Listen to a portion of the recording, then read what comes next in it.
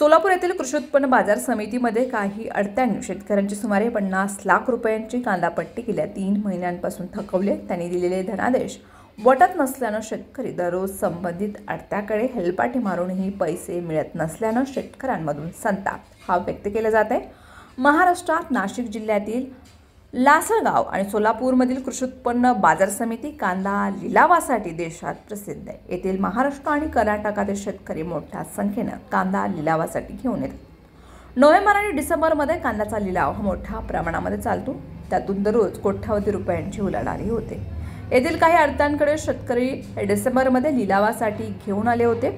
लिलाव झाल्यानंतर अडत्यांनी शेतकऱ्यांकडे 15 दिवसानंतरचे धनादेश दिले होते. शेतकऱ्यांनी धनादेश बँकांमध्ये भरल्यानंतर ते न वटवता परत आले. त्यानंतर या शेतकऱ्यांनी संबंधित अडत्यांच्या भेटी घेऊन कांदापट्टीची मागणी केली, परंतु तारखांवर तारखा लागून त्यांनी वेळ मारून नेली. याबाबत या शेतकऱ्यांनी कृषी उत्पन्न बाजार समितीकडे लेखी तक्रारही नोंदवल्या. तरीही शेतकऱ्यांना बाजार समितीने अद्यापपर्यंत कांद्याची पट्टी ही मिळून 4 कोटींची वसुली. गेल्या 2 वर्षात काही अडत्यांनी शेतकऱ्यांची सुमारे 4 कोटी रुपयांची कांदापट्टी थकवली होती. त्या अडत्यांकडे वारंवार पाठपुरावा करून व त्यांच्यावरती कारवाई करून शेतकऱ्यांची 4 कोटी रुपयांची बिले ही वसूल करून दिली असल्यानं ती माहिती कांदा विभागाचे प्रमुख नामदेव शेजाळ यांनी केलेली असून कुसूर, दक्षिण सोलापूर तालुक्यातील तेलगाव, अंत्रोळी, वडापूर, विंचूर आदी भागातील शेतकऱ्यांची कांदापट्टी थकली आहे. त्यांनी कांदा विभागाचे प्रमुख नामदेव शेजाळ यांची भेट घेऊन मंगळवारी लेखी तक्रार दिली. तेव्हा त्यांनी लवकरच